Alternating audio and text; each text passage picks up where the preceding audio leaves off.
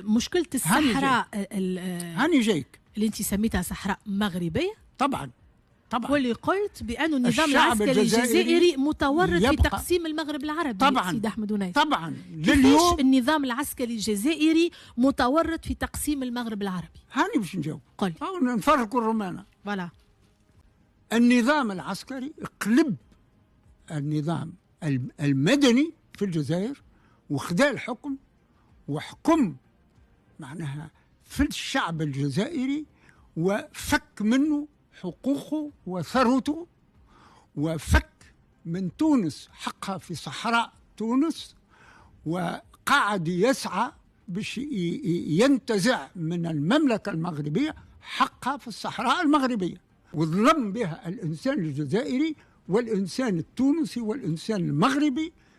تونس عندها حق في صحرائها، والوثائق الدولية تشهد بهذا.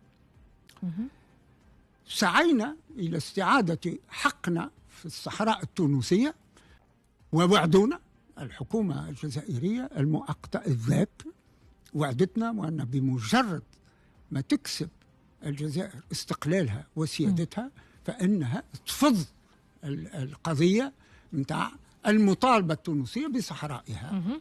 وإذا الحكم العسكري في الجزائر ينقلب على رئيسه بن بلة ويقضي عليه، وأول ملف تقبله وزير الخارجية الجديد متاع الانقلاب الذاتي داخل الحكم العسكري الجزائري، أول ملف خذاه هو ملف الحدود التونسية، يعني حق تونس في صحرائها. سلبونا من حقنا في صحرائنا، وبعد ما سلبونا من حقنا في صحرائنا تلفتوا معناها بعد ما انتهوا من قضية الشرق متاعهم تلفتوا للغرب متاعهم ويحبوا يسلبوا المملكة المغربية من صحرائها.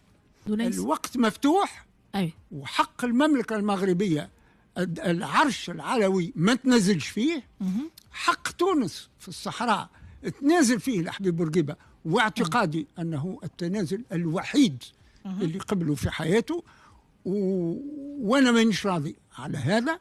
والوقت مفتوح، ويجي وقت اللي تونس تستعيد حقها في الصحراء التونسية.